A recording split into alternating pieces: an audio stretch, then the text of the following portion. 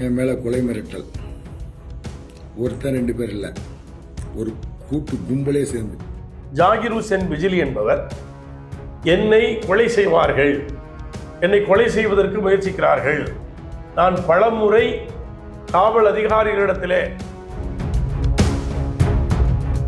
ஒரு கட்ட பஞ்சாயத்து பண்ணியிருக்காங்க. இவருக்கு ஜாகிர் ஹுசேனுக்கு ஒரு 1 கோடி ரூபா பணம் தர்றோம். யாரு? திமுககாரங்க. ஆமா, அவங்ககிட்ட தான் வாங்கி தர்றோம், கிருஷ்ணமூர்த்திலேருந்து வாங்கி தர்றோம். இது மாதிரி காவல்துறை அதிகாரிகளை கூப்பிட்டு பேரம் பேசி கட்ட பஞ்சாயத்து பண்ணி அதுக்கு பிறகு கொலை நடந்திருக்கிறது என்றால் இப்ப காவல்துறை என்ன செய்து கொண்டிருக்கிறது? அவர் தாழ்த்தப்பட்ட சமூகத்தை சேர்ந்தவர், அதனால பிசிஆர்ல அவர் மேல கம்ப்ளைண்ட் கொடுக்குறாங்க. ரெண்டு உச்ச நீதிமன்றம்லாம் போறாங்க. போகும்போது வக்பு நிறுவனம், உங்களுடைய வக்பு தெரியாதா உங்களுக்கு? வக்பு சேர்மன் ஒருத்தருக்காப்ல, அதாவது பிரச்சனை நடக்குது, அரசு வேடிக்கை பார்த்துருக்கா? ஒரு கேள்வி இருக்குல்ல, அது சரியான கேள்வி. ஆனா 127 பேரை இப்போ இல்லை. எவ்வளவு இருக்காங்க தெரியுமா? நீங்க கேட்ட ஆச்சரியப்படுவீங்க. 37 பேர் தான் இருக்காங்க. அமைச்சராக இருந்தார் பார்த்தீங்களா மஸ்தான், அவரே பல சொத்துக்கள் அட்டையை போட்டு வச்சிருக்காருன்னு நான் கம்ப்ளைண்டே கொடுத்துருக்கிறேன். அவருடைய பிஏ சொல்றாரு, ஒரு 2000 ரூபாய் ஜிபே பண்ணுங்க. அந்த உறுப்பினருடைய பிஏ. நீங்க சொல்ற உறுப்பினர்னா ஒரு ஆண் இருக்கா, ஒரு பெண்ணா? ஆனா ஆணு. கோரிக்கை அரசாங்கத்துக்கு வந்து வக்பு சொத்தை பத்தி எல்லாம் கவலையே கிடையாது முதல்ல. இல்ல, ஏன்னு கேளுங்க, அவங்களே அட்டையை போட்டு உட்காந்துருக்காங்க. அவர் பீரியட்ல அவர் பூந்து விளையாண்டார். யாரு? அப்துல் ரஹ்மான். ஆமா, சின்ன திருடனை விட்டு பெரிய திருடன், அவங்க எல்லாத்தையும் நான் அபகரிச்சுக்கிறேன்னு சொல்றது முஸ்லிம்களுடைய உயிருக்கு உத்தரவாதம் இல்லை. முழுக்க முழுக்க கலைஞரும் ஜெயலலிதாவும் வைத்திருந்த அரசு அல்ல இப்ப இருக்கிறது. அதிகாரிகள் தான் இந்த அரசை இயக்கிட்டு இருக்காங்க. உதயசூரியன் ஆட்சியா, உதயச்சந்திரன் ஆட்சியா, சந்திரன் ஆட்சியா, சூரியன் ஆட்சியாங்கிற கேள்வியே கேட்டார். இந்த கொலையில் அவர்கள் இருவருமே ஆலோசகராக இருந்திருக்காங்கிற அடிப்படையில் எஃப்ஐஆர்ல அவங்க பேர் 2 பேரையும் சேர்க்கணும். ஜீ தமிழ் நியூஸ் செயலுக்கு அன்பு வணக்கங்கள். நேற்றைய முன்தினம் நெல்லையில் நடைபெற்ற படுகொலையானது பெரும் பரபரப்பை ஏற்படுத்தியிருக்கிறது. இதுக்கு தமிழக முதல்வர் பல்வேறு விளக்கங்களை கொடுத்தாலும் கூட இன்னும் சமூக அமைப்புகள் அதற்கு எதிர்ப்பு தெரிவித்திருக்கிறார்கள். இது குறித்து பேசுறதுக்காக முன்னாள் வக்பு வாரிய சேர்மன் ஐதர் இருந்திருக்கிறார். அவர் கேட்ப நிறைய கேள்விகள் இருக்கிறது. வணக்கம் சார். வாழ்க. உங்களுக்கு தெரியும், அந்த நேற்று முன்தினம் நடைபெற்ற இந்த படுகொலை என்பது ஒரு பெரும் பரபரப்பை ஏற்படுத்தியிருக்கிறது. ஆனா இது வந்து முதல்வர் அவர்கள் சட்டமன்றத்தில் விளக்கம் கொடுக்கும் பொழுது ஒரு நில தகராறுங்கிற மாதிரி ஒரு பாயிண்டை முன்வைத்து அதுக்கு ஒரு விளக்கம் கொடுத்தாரு. இந்த விளக்கம் போதுமானதா இருக்கா? அதுக்கு உண்மைத்தன்மை என்ன? அதாவது அது மொத்தம் 1 ஏக்கர் 27 சென்ட் இடம். அதுல அவங்களுக்குள்ள அவங்க 2 பேருக்கும் உள்ள பிரச்சனை வந்து ஒரு 37 சென்ட். இந்த கொலை செய்த கிருஷ்ணமூர்த்தி என்ற தௌபீக்ங்கிறவர், அது அவருடைய மாமியாருடைய சொத்து 37 சென்ட்ங்கிறது அவருடைய வாதம். இது 1/27 வக்பு சொத்து தான் அப்படிங்கிறது தான் அவர் ஜாகிர் ஹுசேன் பிஜிலியினுடைய வாதம். இவங்க 2 பேருடைய வாதம் இருந்தாலும் இது உச்ச நீதிமன்றம் போய் இது வக்பு சொத்து என்று தீர்மானிக்கப்பட்டிருக்கிறது. அது மட்டும் இல்லாம ஒரு 1.5 மாதங்களுக்கு முன்பாகவே ஜாகிர் ஹுசேன் பிஜிலி என்பவர் என்னை கொலை செய்வார்கள், என்னை கொலை செய்வதற்கு முயற்சிக்கிறார்கள், நான் பலமுறை காவல் அதிகாரிகளிடத்திலே புகார் கொடுத்தும் எந்த நடவடிக்கையும் இல்லை என்பதை 1.5 மாதங்களுக்கு முன்னாலே அவர் காணொளியின் மூலமாக அவர் சொல்லியிருக்கிறார். அதுக்கு பிறகும் கூட எந்த நடவடிக்கையும் இல்லை. அதற்கு பிறகும் கூட ஒரு விசாரணை இல்லை. ஆனால் முன்னால் வந்து காவல்துறை அதிகாரி கோபாலகிருஷ்ணனும் ஏசி செந்தில்குமாரும் அவரை வந்து அலுவலகத்தில் கூப்பிட்டு, திமுக காரர் கூட 2 பேர் இருக்காங்க சொல்றாங்க, அவங்க எல்லாரும் வச்சு ஒரு கட்ட பஞ்சாயத்து பண்ணியிருக்காங்க. இவருக்கு ஜாகிர் ஹுசேனுக்கு ஒரு 1 கோடி ரூபா பணம் தர்றோம். யாரு? திமுக காரங்க. ஆமா, அவங்ககிட்ட தான் வாங்கி தர்றோம், கிருஷ்ணமூர்த்திலேருந்து வாங்கி தர்றோம், 1 கோடி ரூபா வாங்கி தர்றோம், எங்களுக்கும் அதில் கொஞ்சம் பெனிஃபிட் இருக்குது அப்படி அவங்க எத்தனை கோடி பேசுறாங்கன்னு தெரியல. ஏன்னா சந்தை மதிப்பு இன்னைக்கு அந்த சொத்துக்கு அந்த 37 சென்ட் வந்து ஒரு ஏறக்குறைய ஒரு 9-10 கோடி ரூபா போகும். 10 கோடி ரூபா போகுது. ஆமா, அது வந்து 25 லட்சம் ரூபாய் ஒரு சென்ட்டுங்கிறாங்க. ஒரு சென்ட். ஆமா, அதை இவர் வந்து காப்பாத்தி வந்திருக்காரு. அப்ப இந்த இது மாதிரி காவல்துறை அதிகாரிகளை கூப்பிட்டு பேரம் பேசி கட்ட பஞ்சாயத்து பண்ணி அது இல்லாத பிறகுதான் இவர் என்ன கொலை பண்ணிடுவாங்கன்னு சொல்றாரு. அதுக்கு பிறகு கொலை நடந்திருக்கிறது என்றால் இப்ப காவல்துறை என்ன செய்து கொண்டிருக்கிறது? என் கேள்வி என்னன்னா, காவல்துறை அதிகாரிகளும் சேர்ந்து கூட்டாகத்தான் இந்த கொலையே நடந்திருக்கிறது. அவர்கிட்ட கூப்பிட்டாங்க, அவர்கிட்ட பேசினாங்க, அவங்க ஒழுங்கா நடவடிக்கை எடுக்கலைங்கிறதல்ல. இந்த கொலையிலேயே கோபாலகிருஷ்ணனுக்கும் செந்தில்குமாருக்கும் சம்பந்தம் இருக்கிறது. அவர்களுடைய ஏற்பாட்டிலே தான். ஏன்னா இவர் இந்த கிருஷ்ணமூர்த்தி என்கிற தௌஃபீக் இஸ்லாத்துக்கு வந்துட்டாரு. 2015 வந்திருக்காரு. 2018 திருமணம் பண்ணியிருக்காரு. எதுக்காக இஸ்லாத்துக்கு வராரு ஏதாவது அது தெரியல. வந்தேன்னு சொல்றாரு, வந்துட்டதாக சொல்றாங்க. ஆனா அவர் வந்து டாக்குமெண்ட் ரீதியாக எதையுமே அவர் வந்து மாத்தல. அவரு அதனாலதான் இந்த 2 போலீஸ் அதிகாரிகளுடைய தூண்டுதலின் பேரில் தான் அவர் பிசிஆர்ல அவர் மேல கம்ப்ளைண்ட் கொடுக்குறாங்க. இவர் மேலேயும் ஒரு ஒய்ஃப் மேலேயும். ஓகே ஓகே, அவர் தாழ்த்தப்பட்ட சமூகத்தை சேர்ந்தவர். அதனால பிசிஆர்ல அவர் மேல கம்ப்ளைண்ட் கொடுக்குறாங்க. அப்புறம் இவர் வந்து அவரு இஸ்லாத்துக்கு வந்துட்டாரு. இஸ்லாத்துக்கு வந்தது வந்து ரெக்கார்டுகளா இல்ல அப்படின்னு சொல்றாங்க. அப்ப அவர் கம்ப்ளைண்ட் கொடுத்துருக்காருல்ல, அவர் வந்து என்ன வந்து ஆமா, அது வந்து பதிவு பண்ணப்பட்டிருக்கு. அதனால முழுக்க இதுக்கு இதை விட இதே மாதிரி ஒரு வக்பு தகராறு இல்ல மேலப்பாளையத்துல ஒரு அவங்க சொந்த அதே மாதிரி அவங்களுடைய ஃபேமிலி வக்பு அதை சில பேர் அபகரிக்கிறதுக்கு முயற்சி பண்ணி அவர் தான் டாக்குமெண்ட் ரீதியா தடுத்திருக்காரு. அவரையும் கொலை பண்ணாங்க. இதே நெல்லையில தான் ஏறக்குறைய 1 வருஷத்துக்கு முன்னாடி இருக்கும் மேலப்பாளையத்தில் ஒரு கொலை நடந்துச்சு. இதே மாதிரி சுரேஷ் என்கிற ஒரு சகோதரர் கோபாலகிருஷ்ணன் என்பவரால் கொல்லப்படுகிறார். இங்க மேலூர். அது ஒரு வக்பு பிரச்சனைக்காகத்தான். வக்பு சொத்தை கோபாலகிருஷ்ணன் அபகரிச்சு வச்சிருக்காரு. இவருடைய சுரேஷனுடைய சொத்து அந்த பக்கம் இருக்குது. இவருக்கு நடைபாதைக்கு அவங்க வந்து அனுமதிக்க மாட்டேங்கிறாங்க.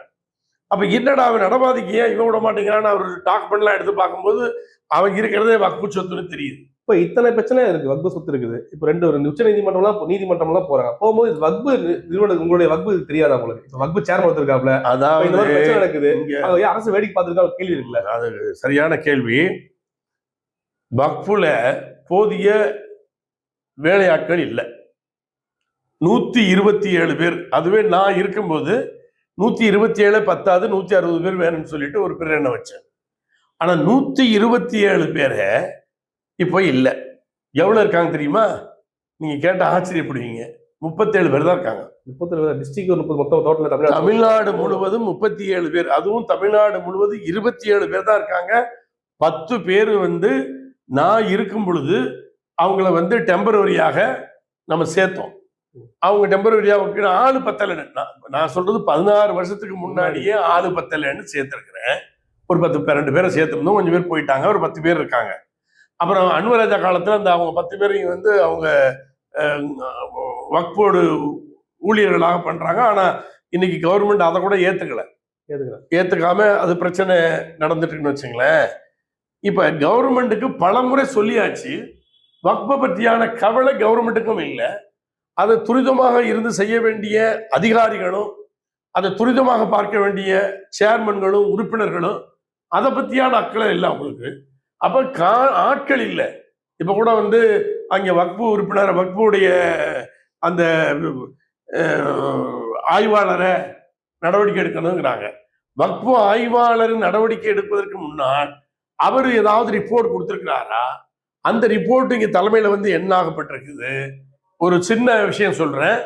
மேலூருக்கு பக்கத்துல இந்த கொலை நடந்துன்னு சொன்னல, அது வந்து ஒரு 427 ஏக்கர் 476 ஏக்கர் அசன் முபாரக் பள்ளிவாசல் வக்பு, மதுரை மாவட்டம் மேலூர் வட்டம் அவலாப்பட்டியை சேர்ந்தது. சாம்பிராணிப்பட்டியில் உள்ள வக்பு நிலங்கள் 476 ஏக்கர்ல இதை வந்து பிரச்சனை. அது வக்புக்கு தெரியாம இருக்க பிறகு நம்மளால தான் எங்களுடைய இப்ப மாநில செயலர் கூடிய பகுதியினுக்கு தான் இதை அந்த சுரேஷ்ங்கிறவர் சொல்லி இவர் தான் சட்ட நடவடிக்கை எடுக்கிறார். இது வக்பு சொத்துன்னு வக்பாலத்தை கொண்டு போறார். அப்ப அவங்க வந்து துரிதமாக நடவடிக்கை எடுக்கிறேன்னு சொல்றாங்க. ஆனால் எந்த நடவடிக்கையும் எடுக்கப்படலை. அது மட்டும் இல்லை, இன்னும் ஒன்று இருக்குது. அந்த இடத்தை பிளாட் போட்டு விற்கிறது ஒரு குரூப். அதுவும் இவர் பகவதீன் வந்து ஒரு முறை அல்ல 2 முறை அவர் வந்து புகார் பண்ணியிருக்காரு. அவர் மீது நடவடிக்கை எடுக்கிறத ஒரு வக்பு வாரியத்தினுடைய உறுப்பினர் தடுக்கிறார். இப்ப இருக்கக்கூடிய வக்பு வாரிய உறுப்பினர் ஒருத்தர் தடுக்கிறார். அவருக்கு வேண்டிய ஆள்கள் ஏதோ அவங்களுக்குள்ள ஏதோ மாற்றங்கள் நடந்திருக்குது, அதனால தடுக்கிறார். இதுக்கு முன்னாடி வக்போர்டு சேர்மனா இருந்த அப்துல் ரஹ்மான் துபாய் போயிருக்கும் பொழுது, அப்போ வக்போர்டு AS 1 இருந்தவர் வசீர் ரஹ்மான் சொல்லிட்டு அவர்கிட்ட சொல்லி இதுக்கு நீங்க NOC கொடுங்கன்னு சொல்லி பிரஷர் பண்ணியிருக்காரு அந்த வக்பு உறுப்பினர். அதனால இவருடைய பிரஷர் தாங்காம அவர் கொடுத்துட்டாரு. விஷயத்தை கேளுங்க, கொடுத்துட்டாரு. ஆனா பயந்துகிட்டு சேர்மன் வந்த உடனே எனக்கு பிரஷர் பண்ணாரு, நான் கொடுத்துட்டேன்னு உடனே சேர்மன் அதை வந்து க்ளோஸ் பண்ணிடுறாரு. இப்ப வக்பு சொத்தை யார் காப்பாத்துறது சொல்லுங்க நீங்க? இப்ப சேர்மனுக்கு அங்க அதுக்கான ஒரு வாய்ப்பு இல்லை. சேர்மனுக்கான உரிமையை வந்து பறிக்கிறதுக்கு யார் அங்க தலைவரா? அங்க இருக்கக்கூடிய வக்போர்டில் இருக்கக்கூடிய உறுப்பினர்கள்ல விரல் விட்டு எண்ண தகுந்தவர்கள் தான் தூய்மையானவர்கள். மற்ற எல்லாருமே கரெக்ட். அங்கே ஒருத்தர் இருக்காரு, ஒரு அட்வொகேட் ஒருத்தர் இருக்காரு. அவர்கிட்ட நீங்க இடத்த காமிச்சிட்டீங்கன்னா அவர் எப்படி உங்களுக்கு பண்ணுமோ பண்ணி கொடுத்துருவார். அவர் தொடர்ந்து அந்த போர்டில் இருந்து கொண்டு வரக்கூடிய பெரிய ஒரு ஊழல் பரிசாலி. இப்போ இதுக்குன்னு CEO இருக்காரு, ஓகேங்களா? ஆளுங்கட்சி சேர்ந்திருக்காங்க, எல்லாருமே இருக்காங்க. இப்படி இருக்கும்போது எப்படி தாண்டி பண்ண முடியும்? வக்பு சொத்தை பங்கு போடுறதுக்கு எல்லாரும் சேர்ந்துதாங்க. இங்க ஒழுங்கான CEO வந்தாலே அதனால அவங்க இதை பார்த்துட்டு பயந்துக்கிட்டு ஓடிடுறாரு. அதனால அடுத்து வர்ற ஆளு கரப்ட் CEOக்கள் தான் வர்றாங்க. அவங்க இவங்களுக்கு தோதான் நடக்கிறாங்க. அதனால எல்லா கரப்ஷனும் நடந்துட்டு இருக்குது. இங்க பாருங்களேன், வக்புல எலெக்ஷன் நடத்தக்கூடாதுன்னு சொல்லிட்டு ஹைகோர்ட்டு உத்தரவு போடுது. அது வந்து அந்த உத்தரவு எந்த அடிப்படையில் வக்பு நிர்வாகம் நடத்தணும்னு தெரியல. ஒரு தவறான உத்தரவாக நாம் கருதுகிறோம். அப்ப அதுக்கு விரைவாக போர்டு வந்து என்ன செய்யணும்? வருஷக்கணக்காச்சு. அது விரைவாக என்ன செஞ்சிருக்கணும்? அந்த உத்தரவை வந்து ரத்து செய்வதற்குரிய வேலைகளை செஞ்சிருக்கணும். அதனாலேயே பல வக்புகள் தேர்தல் நடத்தப்படாமல் அப்படி, அதாவது கண்டினியூவா 3 வருஷத்துக்கு மேல 4 வருஷம் 5 வருஷம் 6 வருஷம் இருக்கிறவங்களை கூட ஊழல் பேருடைய கூட நீக்க முடியல. இது அரசுக்கு தெரியாதா? போர்டுக்கே தெரியும். போர்டு கொண்டு கொடுத்தா தான் அரசு. அதான் கேக்குறேன். போர்டுக்கு தெரியும். முதல்ல வந்து நம்ம வக்ஃப் போர்டுல அமைச்சராக இருந்தார் பார்த்தீங்களா, மஸ்தான், அவரே பல சொத்துக்களை அட்டையை போட்டு வச்சிருக்காருன்னு நான் கம்ப்ளைண்டே கொடுத்துருக்கிறேன். நீங்க கம்ப்ளைண்ட்? அதாவது கம்ப்ளைண்ட் யார்கிட்ட கொடுத்தேன்? இறையன்கிட்ட கொடுத்தேன். எந்த நடவடிக்கையும் இருக்கல. அதுக்கு பிறகு அதை நினைவூட்டல் பண்ணி PCMPCக்கு அனுப்புனேன். அவங்களும் ஒன்றும் கலட்டலை. அதுக்கு பிறகு மீனா வந்த பிறகு கொடுத்தேன். அவர் வந்த பிறகுதான் CM செல்லுக்கு அனுப்புனாரு. CM செல்ல இருந்து வக்ஃப் போர்டுக்கு வந்துச்சு. வக்ஃப் போர்டுல இருந்து எனக்கு லெட்டர் வந்துச்சு, நீங்க அதை ஆதாரங்களை கொடுங்கன்னு. முதலே கொடுத்துட்டேன். ஆதாரங்களை நீங்க வந்து ஆய்வாளர்கிட்ட கொடுங்க அப்படின்னு சொன்னாங்க. ஆய்வாளத்தையும் கொடுத்தாச்சு, சேர்மன் ஆய்வாளத்தையும் கொடுத்தாச்சு, சூப்பரண்டையும் கொடுத்தாச்சு, COட்டையும் கொடுத்தாச்சு. அதுக்கு பிறகு COவுக்கு நான் ஒரு கடிதம் அனுப்புறேன், என்ன நடவடிக்கை எடுத்தீங்கன்னு. இதுவரை பதில் இல்லை. இது எப்படி எடுப்பாங்க நடவடிக்கை? COவா இருக்கக்கூடியவர் யாருன்னா தர்வேஷ் அஹ்மத். அவர் யாருடைய செக்ரட்டரியா இருக்காருன்னா உதயநிதியுடைய செக்ரட்டரி. அவர் கடுமையான பிஸி. இப்ப வக்ஃப் போர்டுல இருக்கக்கூடிய முத்தவழிகள் வந்து ஒரு விஷயமா பார்க்க போகணும்னா கூட அவர் நேர்மையான அதிகாரி. நேர்மையான அதிகாரியா இருந்தால் மட்டும் பத்தாது, ஆக்ஷன்ல இருக்கணும். பிராக்டிக்கலா இங்க என்ன நடக்குன்னு தெரியணும். அவர் உலகத்தில் உள்ள வேலையெல்லாம் அவர் எடுத்து போட்டுக்கிட்டு எப்படி செய்ய முடியும்? இப்ப சேர்மனுக்கு வேலை, சேர்மனுக்கு தானே வேலை. வக்ஃப் சேர்மன் இருக்காங்க. அவர்தான் இப்பதான் இவர் வந்திருக்காரு. ஆனாலும் இவர்னால வந்து உறுப்பினர்களுடைய ஒத்துழைப்பு இல்லாமல் என்னத்தை செய்ய முடியும்? அதாவது அங்கே வந்து ஒரு பெரிய டாமினேட்டான ஒருத்தர் உட்கார்ந்தா தான் இங்கே வேலை நடக்குமே தவிர, அனுசரித்து போறவங்க இருந்தா அங்கே வந்து வேலை நடக்காது. அங்கே வந்து இவங்க எல்லாம் மிளகா அரைச்சிட்டு போவாங்க. ஒரு உறுப்பினருக்கு ஒருத்தர் அப்பாயின்மெண்ட் கேட்கிறாரு, அவர்கிட்ட ஒரு வக்ஃப் விஷயமா பாக்குறதுக்கு. அவருடைய BA சொல்றாரு, ஒரு 2000 ரூபாய் ஜிபே பண்ணுங்க. அந்த உறுப்பினருடைய BA. நீங்க சொல்றது ஒரு ஆண் இருக்கா, ஒரு பெண்ணா? ஆணு. ஆமா. உங்க கட்சி சேர்ந்தவங்களா? இல்ல எங்க கட்சி சேர்ந்த கட்சி சேர்ந்த முன்னாடி இருந்த நான் தாமுக காரன் தான் இப்போ வழக்கு நடந்துட்டு இருக்குது. அதனால நான் மாமாக்கா காரன் இல்லை. ஆமா, அதனால அவங்க ஒருத்தர் ஆமா அந்த லட்சத்தில் இருக்குது. அப்ப என்ன வந்து நீங்க கிளீன் பண்ண முடியும்? முதல்லங்க வேலை செய்யறதுக்கு ஆள் வேணும். வேலை செய்யறதுக்கு ஆள் வந்த பிறகு அந்த வேலையாட்களை தூய்மையான முறையில வேலை வாங்கணும். அவன் வந்து வாங்குறது 5 10 தான். ஆனா உறுப்பினர்கள் சம்பாதிக்கிறது. இப்ப வகுப்புல இவ்வளவு குளறுபடி இருக்குல்ல, இப்ப இந்த குளறுபடி வந்து ஒரு கொலை லெவலுக்கு கொண்டு போகிற போது வேடிக்கை பார்த்துருக்க முடியும். எங்க இப்ப இங்கே நானே சொல்றேன், இந்த வந்த பிறகு 3 கொலை நடந்திருக்கு. 3 கொலை வக்பு விஷயமா நடந்திருக்கு. இது ஒரு கொலை, மேலப்பாளத்தில் ஒரு கொலை, சுரேஷ்ங்கிறவருடைய கொலை, கோபாலகிருஷ்ணன் தான் கொலை பண்ணாரு. கோபாலகிருஷ்ணன் இப்ப உள்ள இருக்காரு, ஜாமீன்ல வந்தாரு. வந்து ஜாமீனை மறுபடியும் அவர் கலைச்சாருன்னு சொல்லிட்டு ஹைகோர்ட் உத்தரவு வேணும்னா அவரை மறுபடியும் உள்ள போடு, கேஸ் முடியலவரை ஜாமீன் கொடுக்க ஆரம்பிட்டாச்சு. இப்ப இத்தனை நடந்தும் ஏன் உங்களுடைய சமுதாய இயக்கங்கள் இருக்கு, ஏன் நீங்க போய் கோரிக்கை வைக்கலாம்? வக்பு சொத்து விசாரணைகளுக்கு பயன்படுத்த முடியாது. சமுதாய இயக்கங்கள் வந்து ஆக்ஷன்ல இறங்க முடியாதுல்ல, கோரிக்கை தான் வைக்க முடியும். சொல்றேன், கோரிக்கை அரசாங்கத்துக்கு வந்து வக்பு சொத்தை பத்தி எல்லாம் கவலையே கிடையாது முதல்ல. இல்ல ஏன்னு கேளுங்க, அவங்களே அட்டையை போட்டு உட்காந்துருக்காங்க. அப்போ நான் என்ன கேட்கிறேன், அரசாங்கத்துக்கு கவலை இருந்தால், இவர்கள் யோக்கியமானவர்களாக இருந்தால், மஸ்தான் சொத்துக்கு ஆதாரப்பூர்வமா எல்லாம் கொடுத்துருக்காங்கல்ல. அப்ப மஸ்தான் 14 புள்ளி சில்லறை ஏக்கர் வந்து எடுத்திருக்காருன்னு ஆதாரப்பூர்வமா கொடுத்துருக்கேன்ல. அவருடைய மனைவி பேர்ல எடுத்திருக்காரு, குடும்பத்தார் பேர்ல எடுத்திருக்காருன்னு கொடுத்துருக்கேன்ல. அதை வந்து அப்ப முதல்வருக்கு ஒண்ணுமே தெரியாதா? இல்ல, அவர் சொல்றாரு நாங்க வந்து கிளியர் கட்டா இருக்கிறோம். எந்த பகுதிக்கு போய் நாங்க வந்து வக்பு சொத்தை மீட்க போனாலும் அவங்க என்ன ஒரு நாள் டைம் கேட்டு கோர்ட்டுக்கு போய் கேஸ போட்டுறாங்க. அல்ல வக்பு சொத்தை மீட்க முடியாத சூழ்நிலைக்கு அதெல்லாம் பொய், எல்லாம் நடக்குது. நான் இருக்கும் பொழுது மீட்டேன். எப்படி மீட்டேன்? இங்க வந்து அருணா கடன், அதாவது அது வந்து திவான் வக்பு, அதுக்கு பேரே மக்களுக்கு அருணா கடன் தான் தெரியும். அது எவ்வளவு வருஷம் அறிஞ்சியார் 90 வருடங்களுக்கு முன்னால் அபகரிக்கப்பட்டது. நான் இருக்கும்போது அதை மீட்டேன். கோர்ட்டுக்கு தான் போனார், உச்ச நீதிமன்றம் வரை போனாரு. நான் அந்த இடத்த முதல்ல மீட்டேன். அதுக்கு பிறகு ஒரு வீடு வந்து அவங்க ரெக்வஸ்ட் பண்ணாங்கன்னு அந்த வீட்டை விட்டு 3 மாசம் எழுதி கொடுத்துட்டு போனாங்க. கொடுத்துட்டு மறுபடியும் அவர் ஹைகோர்ட்ல போட்டாரு. ஹைகோர்ட்லயும் நமக்கு சாதம் வந்த பிறகு சுப்ரீம் கோர்ட்ல போட்டு, சுப்ரீம் கோர்ட்ல அந்த நேரத்தில் அவர் யாரை வச்சாருன்னா சோலிப் சுவராஜ் தான் அவருடைய அட்வொகேட். அந்த நேரத்தில் இவர் நம்ம இங்க தலைமை நீதிபதியா இருந்தார். இல்ல பேரு விவகாரமாவெல்லாம் பேசிட்டு இருப்பாரு, யூபிக்காரரு, நல்ல நேர்மையானவர். கவுலுக்கெல்லாம் முன்னாடி அவர் தான் ஜட்ஜி. வக்போர்டு சார்பாக இன்றைக்கு நீதியரசராக கூடிய லட்சுமி நாராயணன் தான் போய் வாதிட்டு அதை வெற்றி அடைஞ்சாரு. அதே மாதிரி 51.5 ஏக்கர் போரூர்ல அது வக்பு சொத்துன்னு வெற்றி அடைஞ்சு, ஆனா வக்பு அதுல எந்த நடவடிக்கை எடுக்காம இதுவரை தூங்கிட்டு இருக்கு. அப்போ இதனாலதான் இந்த மாதிரி பிரச்சனைகள் இருக்கிறங்காட்டியா தன்னுடைய ராஜினாமா கடிதம் முன்னாடியே அப்துல் ரஹ்மான் கிளம்பிட்டாரோ. அப்துல் ரஹ்மானுக்கு ஒரு ராஜினாமா கடிதத்தான் கொடுத்துட்டுலாம் போகல, அப்துல் ரஹ்மான் இருந்து வாங்கினது யாரு? தமிழக அரசு. ஆமா, யாரு? திமுக அரசு வந்து நீங்க ராஜினாமா கூட கேட்டு வாங்குறீங்க. கண்டிப்பா. என்ன காரணம்? அவர் பீரியட்ல அவருக்கு பூந்து விளையாண்டாரு. யாரு? அப்துல் ரஹ்மான். ஆமா, அவதான் கிளியர் கட்டு. நான் கிளியர் சொல்றேன், எல்லாரும் நானும் தான் கிளியர் கட்டு சொல்லிக்கிறேன். யார் கிளியர் கட்டுன்னு அல்லாஹ்வுக்கு தான் தெரியும். ஒரு பண வசதி படைச்சவரு அவர், இதெல்லாம் ஒரு கை இல்ல அது அப்படித்தான் நம்மளே நினைச்சோம். அது ஒரு சின்ன ஒரு எக்ஸாம்பிள் சொல்றேன். அதே திருநெல்வேலியில ஒரு 10 ஏக்கரை ஒரு பெண்ணு கொடுத்துறாரு, மாலதிங்கிற ஒரு பெண்ணு கொடுக்க சொல்றாரு. இவரு போன்ல பேசுறாரு, நீங்க வந்து அதை அம்மாவுக்கு எக்ரிமெண்ட் போடுங்க, முதல்ல ஒரு டம்மியா போட்டுங்க, அவங்க அதெல்லாம் சரி பண்ண பிறகு அப்புறம் எக்ரிமெண்ட் போடுங்க, டைம் கொடுக்காத ஒரு வாடகை போடாதீங்க, இப்படி எல்லாம் சொல்றாரு. சொல்லி அவங்களுக்கு அந்த 10 ஏக்கருக்கு உள்ள வேலைகள் நடக்கும்போது மறுபடியும் போது 100 ஏக்கராக சொல்றாங்க.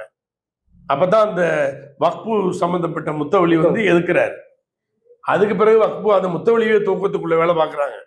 அது பிரச்சனை வெளியே வந்த உடனே பிரஸ் மீட் போட்டு என்ன சொல்றாரு, அந்த மாலதிங்கிறது யாருன்னு எனக்கு தெரியாது அப்படின்னு சொன்னாரா இல்லையா? நான் கேட்கிறேன், யாருன்னு அடையாளமே பண்ண முடியாத ஒரு பெண்ணுக்கு எப்படி அவளது இடத்த கொடுக்க சொன்னீங்க நீங்க? அப்ப நீங்க ஒரு அட்ரஸ் இல்லாத ஆள் கொடுக்க சொன்னீங்களா? ஒரு போன் காலை வச்சு நம்ம எதுவுமே உறுதிப்படுத்த முடியாது. எப்படி கொடுக்க முடியும்? உறுதிப்படுத்த முடியாது. இவர் தானே அப்துல் ரஹ்மான் பேசுறாரு. அதுக்கு பிறகு தானே அவர் வந்து இது பண்றாரு. அதுக்கு ஆதாரங்கள்லாம் இருக்குது.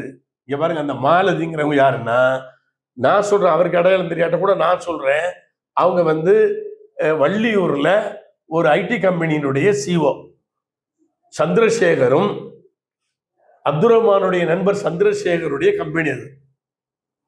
இதுக்கு மேல என்ன வேணும்?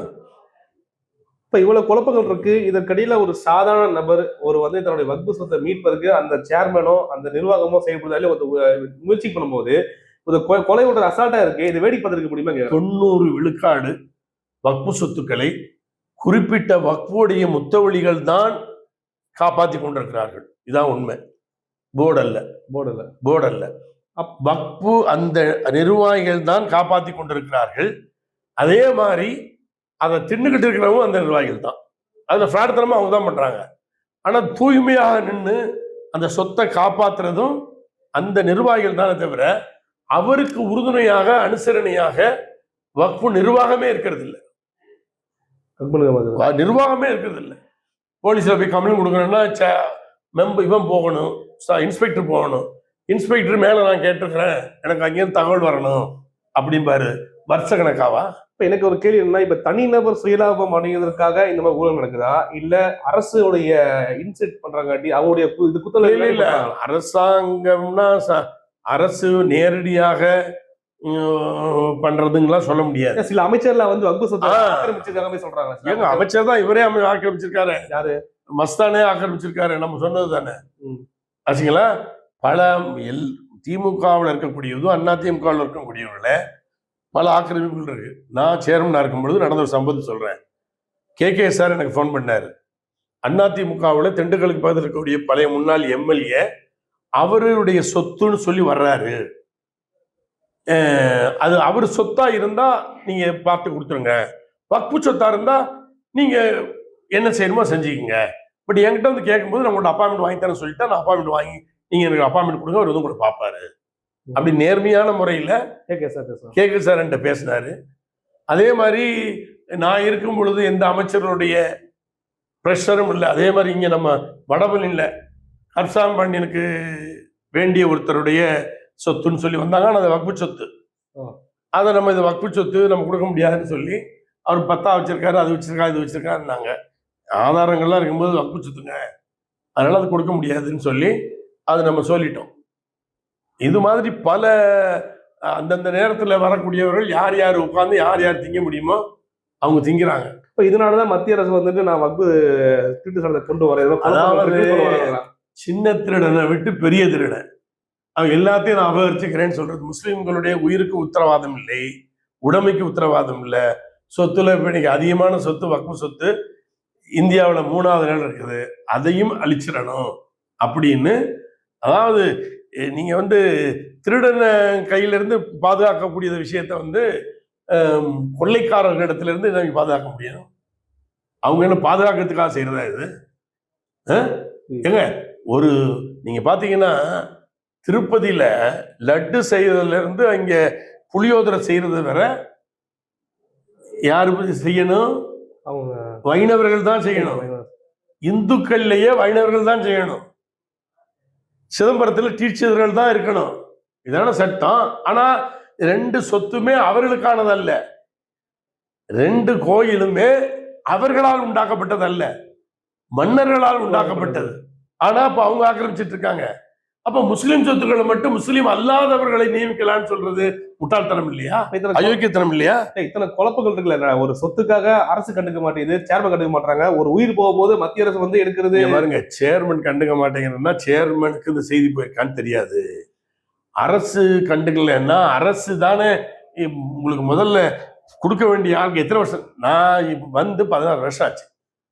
வக்போர்டுல 16 வருஷமாக இவர் கவிக்கோ இருக்கும்போது 2-3 பேர் போட்டாங்க.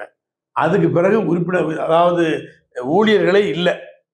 127ல வந்து 37 பேர் தான் இருக்கிறாங்கன்னா பார்த்துக்குங்க.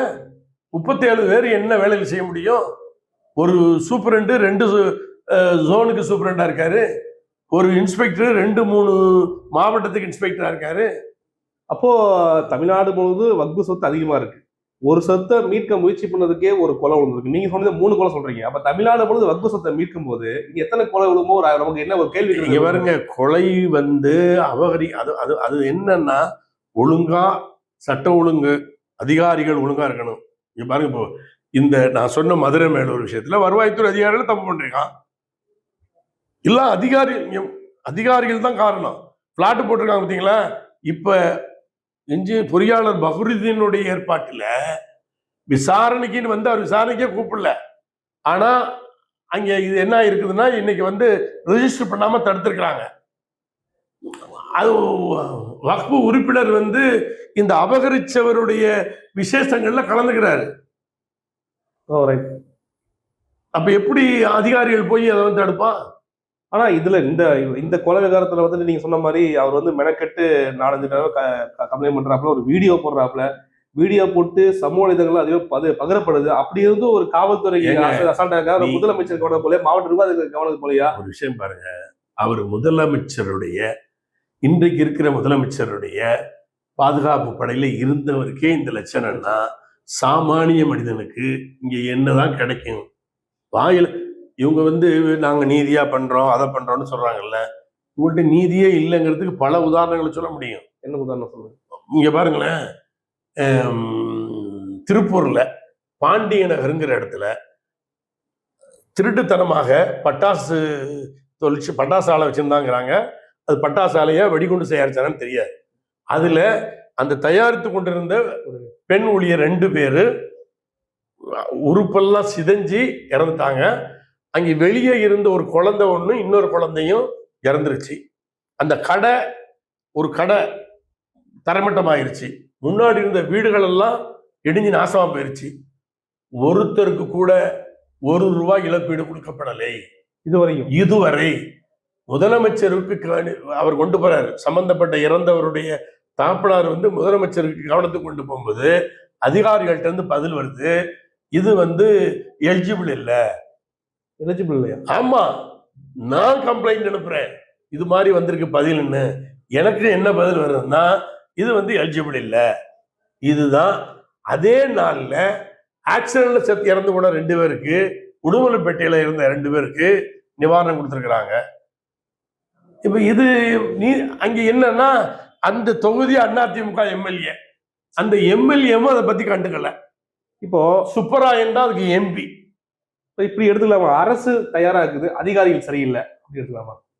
ஏங்க இப்ப அரசே வந்து உங்களுக்கு முழுக்க கலைஞரும் ஜெயலலிதாவும் வைத்திருந்த அரசு அல்ல இப்ப இருக்கிறது. அதிகாரிகள் தான் இந்த அரசு இயக்கிட்டு இருக்காங்க. இது முழுக்க இயக்குவது அதிகாரிகள் தான். அதிகாரி சொல்ற இடத்துல கையெழுத்து போட்டுட்டு இருக்காரு தவிர. தமிழக முதல்வர் சொல்றீங்க? ஆமா. இவர் வந்து ஏங்க இவரு சொன்னாருங்க, துரைமுருகன் சொன்னாரு, இது உதயசூரியன் ஆட்சியா உதயச்சந்திரன் ஆட்சியா, சந்திரன் ஆட்சியா, சூரியன் ஆட்சியாங்கிற கேள்வியே கேட்டார். இவருடைய உதயச்சந்திரன் வந்து முதலமைச்சருடைய ஆமா முதலமைச்சர் இருக்கும் பொழுது. அப்ப அவரே என்ன சொல்றாருன்னா, நாங்க சொல்ற கூட கேட்கறது இல்ல, அதிகாரிகள் சொல்றதுதான் முதலமைச்சர் கேட்கிறாருங்கிறதால அதுல இருந்து சரி. தமிழக முதல்வரை IAS அதிகாரி இயக்குகிறார்கள் எடுத்துக்கலாமா? அதான் உண்மை. அப்போ அங்க அதிக ஒரு மக்கள் பதி கொண்ட மக்கள் ஒரு தலைவருக்கான முக்கியத்துவம் இல்லைங்கிறீங்க இப்ப திமுக ஆட்சி? இல்ல. இந்த வேல்முருகன் சொல்றாரு பாருங்களேன். இன்னைக்கு வேல்முருகன் என்ன சொல்றாரு, முதல் கலைஞர் கருணாநிதி அவர்களால் போடப்பட்ட சட்டம் அனைத்து இந்திய அண்ணா திமுக காலத்துல மீறப்பட்டிருக்குது. அதை சொல்றத கூட எனக்கு நீங்க அனுமதி கொடுக்க மாட்டேங்கிறீங்க.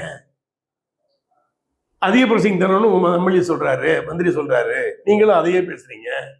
கூட்டணியை சேர்ந்தவர் வேற உங்களுக்கு, அதாவது ஒரு பானை சொத்துக்கு ஒரு சொத்து பதங்கிற மாதிரி அவரே சொல்றாரு இன்னைக்கு. அப்போ இப்போ நான் என்ன கேக்குறேன்னா, சரி இது ஒரு கட்சிக்குள்ள குழப்பம் இருக்குது. சரி, நீங்க வக்ஃபு வாரிய சேர்மனா இருக்கீங்க, இந்த வக்ஃபு சொத்துக்களை மீட்கணும், இது போன்ற சமூக ஆர்வலர்களுக்கு பாதுகாப்பு வேணும்னா இப்ப வக்ஃபு சேர்மன் என்ன பண்ணணும்? வக்ஃபு சேர்மன் முதல்ல இங்க வந்து முழுமையாக இந்த உறுப்பினர்களினுடைய அவங்க சொல்லக்கூடியதெல்லாம் முதல்ல கேட்காம, அதாவது கண் திறந்து ஒவ்வொரு வக்ஃபையும் இவர் தனியாக சரியான அதிகாரிகளை வைத்து ஆய்வு பண்ணணும். ஆய்வு பண்ணி மக்களுக்கும் இவருக்கான தொடர்பா இருக்கணும். வக்ஃபோடு இருக்கக்கூடிய அந்த ஆய்வாளருக்கும் இவருக்குமே தொடர்பு இருக்கணும். என் காலத்துலதான் வக்ஃபு ஆய்வாளர்கிட்ட நான் பேசுவேன், வக்ஃபு சூப்பரண்ட பேசுவேன். அதுக்கு முன்னாடி யாருமே வக்ஃபு ஆய்வாளர்கிட்ட பேச மாட்டாங்க. ஏன்னா எனக்கு செய்தி எடுக்கணுங்கிறதுக்காக கிராஸ் ரூட்ல எல்லாமே செக் பண்ணுவோம். நம்ம கிராஸ் ரூட்ல ஒரு விஷயத்தை செக் பண்ணிட்டு தான் உள்ளே போவோம். நான் இருக்கும்போது திருவள்ளூருக்கு இதுக்காக போயிருக்கேன். ஸோ அப்போ போய் பார்க்கும் பொழுது ஒரு 99 சென்டை ஒருத்தர் வக்புனுடைய முத்தவழி என்ன செய்யறாரு, 3 பையங்களுக்கு 33 சென்ட் தான் பிரிச்சு கொடுத்துருக்காரு. அதை போய் பார்த்தா இது என்னப்பா வக்பு சொத்துங்கிறாரு அப்ப இருந்த இன்ஸ்பெக்டர். அப்ப ஏன் விட்டுருக்கீங்கன்னா, அப்படி பண்ணியிருக்காங்க சார். என்ன, நான் அங்கே என் கூட வந்தாங்க, அப்போ உள்ள தாமகப்பிள்ளை யாரெல்லாம் சுப தொழுகை பண்ணுவீங்கன்னு கேட்டேன். எல்லாமே பண்ணுவோன்னாங்க. அப்போ காலையில் சுப தொழுதுட்டு இதெல்லாம் பிச்சு போட்டுருங்கன்னு. அது அடாவடி தான். பிச்சு போட்டாங்க. போலீஸ் பிடிச்சி கொண்டு போய் எல்லாத்தையும் வச்சிருச்சு. சார் நீங்கள் சொன்னீங்க போலீஸ் எல்லாத்தையும் பிடிச்சி வச்சிருச்சு, என்ன மட்டும் நான் வந்து அரசு அதிகாரின்னு விட்டாங்கன்னு அவர் ஆய்வாளர் ஃபோன் பண்ணுறாரு. அப்போ வந்து செந்தாமரை கண்ணன் தான் இங்கே எஸ்பியா இருந்தார். ஃபோன் பண்ணி விஷயத்த சொன்னேன். உடனே சொல்லி வெளியே விட்டாங்க. அது சொத்தை மீட்டோம். இது மாதிரியாக நடவடிக்கைகளை செய்யணும்.